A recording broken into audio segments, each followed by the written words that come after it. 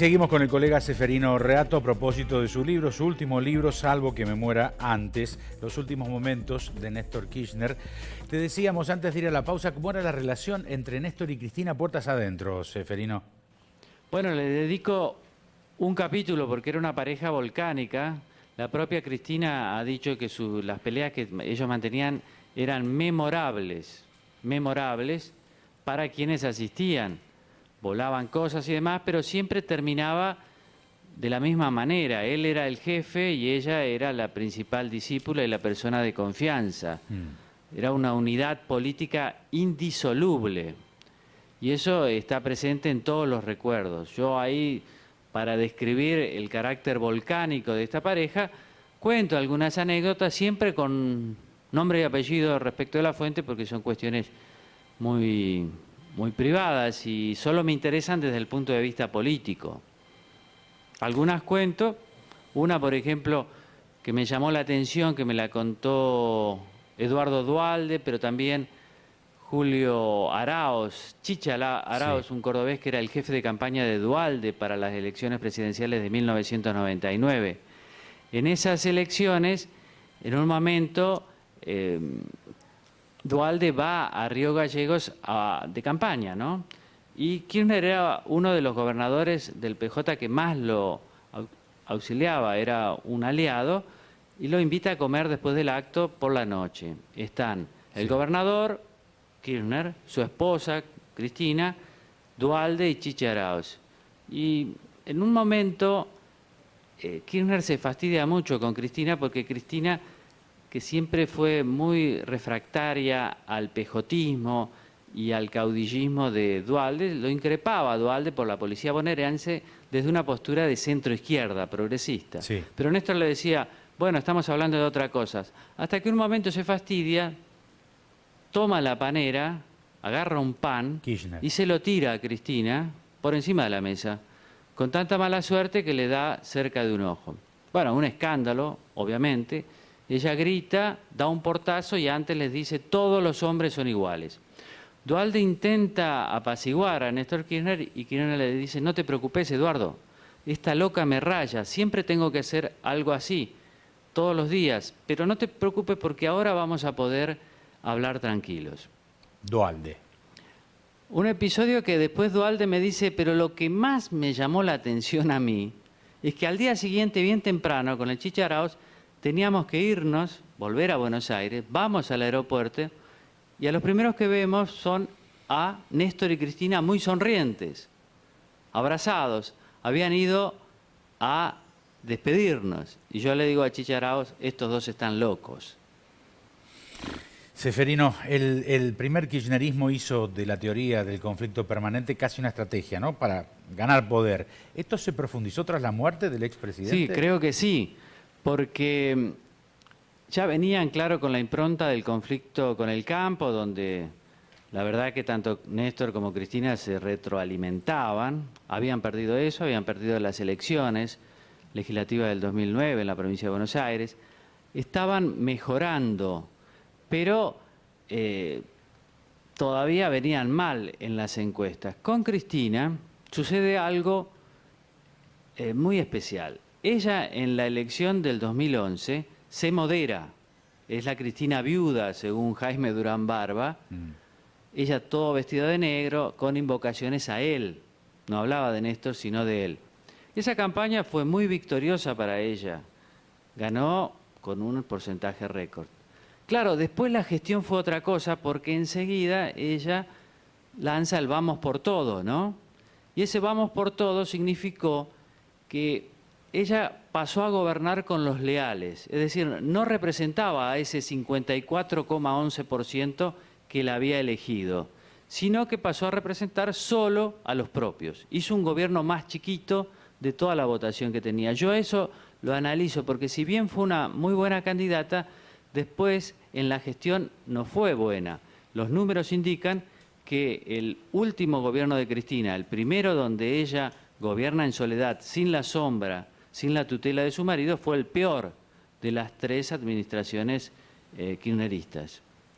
Algunos dicen que Néstor construyó el poder y Cristina lo disfrutó. ¿La expresidenta sabe generar poder o solo fue una experta en utilizarlo, Ceferino? Claro, que lo dilapidó al poder, ¿no?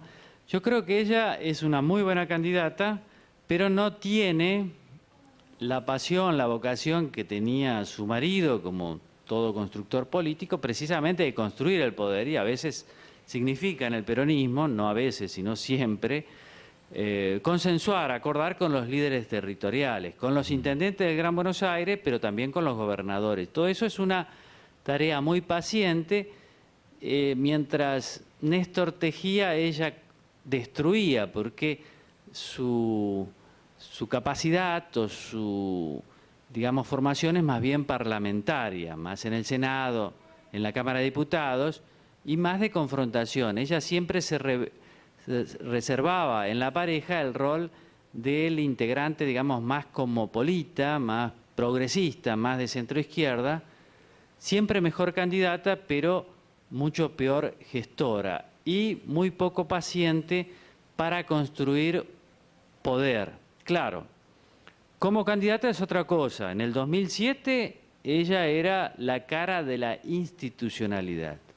En el 2011 era una viuda estoica pero firme, sufriente pero decidida a poner el hombro y hacerse cargo de la Argentina.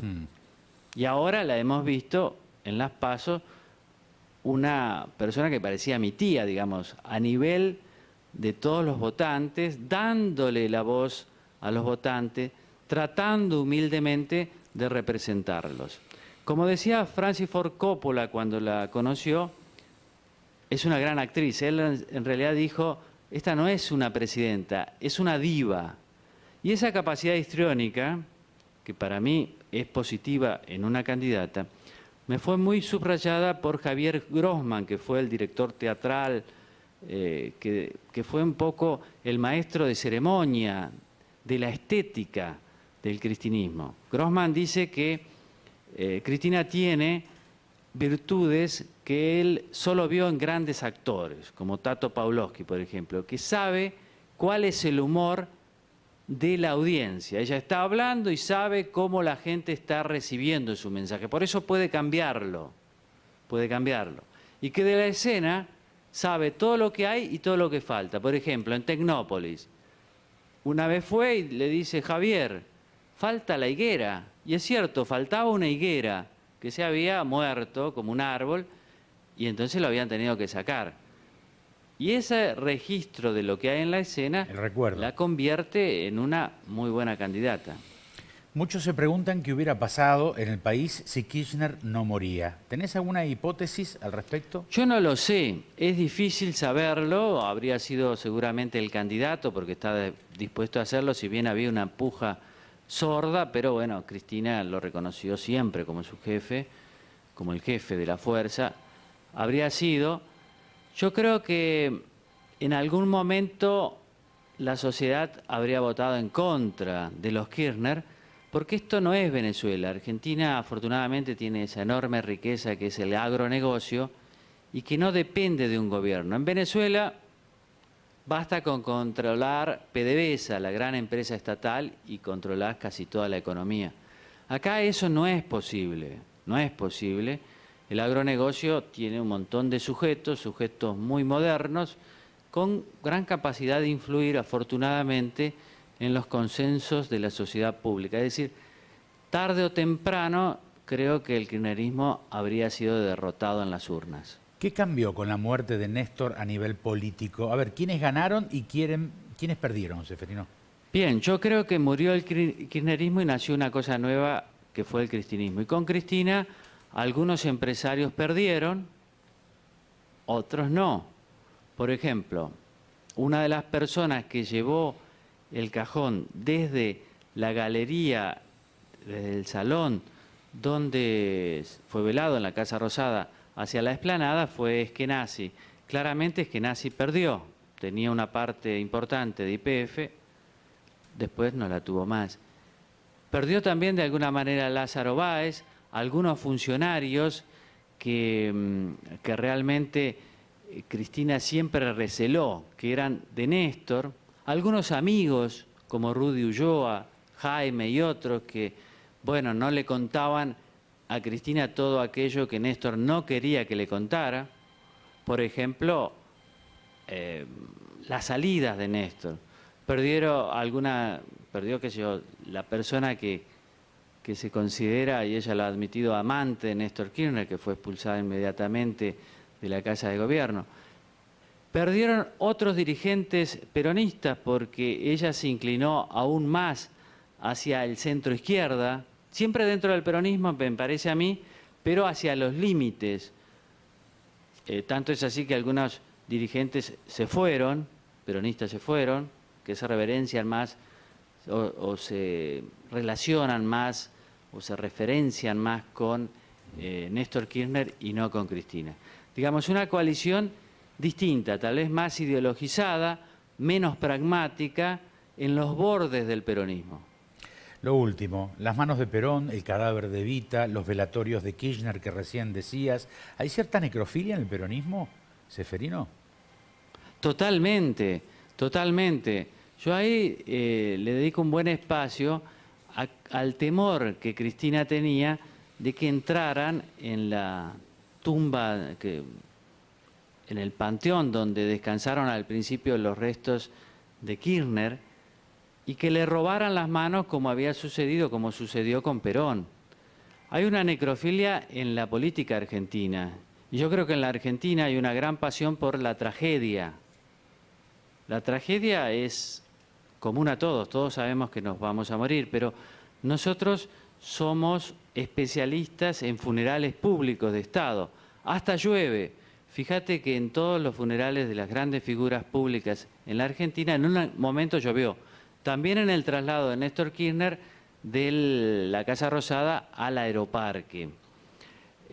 Yo creo que es una pasión nuestra y un síntoma también de inmadurez, y por eso florecen tanto los mitos en la Argentina, esas versiones sobrenaturales. Florecen tanto dentro de los que aprecian al kirchnerismo como de los antikirchneristas más furiosos. El último libro de Ceferino Reato, su autor, en contacto con nosotros. Un abrazo grande, Ceferino. Gracias por participar. Muchas gracias a vos. Hasta siempre, hasta cualquier momento. Ceferino Reato. Sugerencias a dicenquedicen@fivertel.com.ar. Nos reencontramos la próxima semana. Muy amables.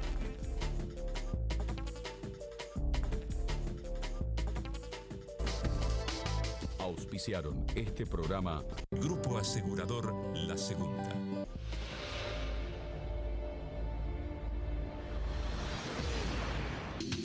Municipalidad de Rosario. Helados La Montevideana, un helado que alimenta. Sport 78, Rosarino por deporte.